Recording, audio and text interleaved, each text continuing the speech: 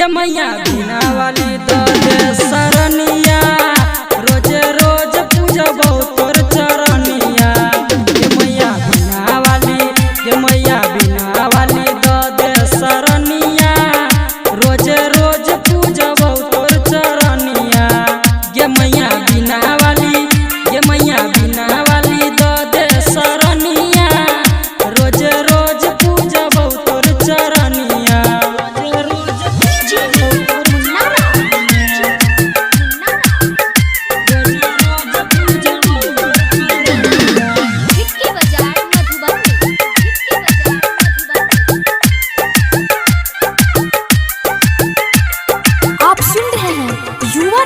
Studio की भक्ति में प्रस्तुति। ये अपना बेटवा के किया तू बने लगे आन कालिदास के किया तू बने ले विद्वान। कने आना तू बजा के पैजनिया रोज रोज पूजबो तोर चरनिया। ये मैया बिना वाली दो दे सरनिया रोज रोज पूजबो तोर चरनिया। ये मैया बिना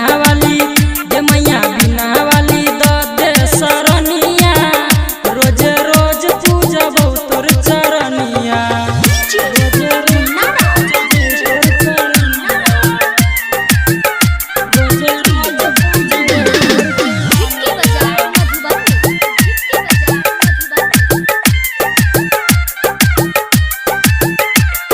आप सुन रहे हैं युवा रिकॉर्डिंग स्टूडियो की भक्ति में प्रस्तुति।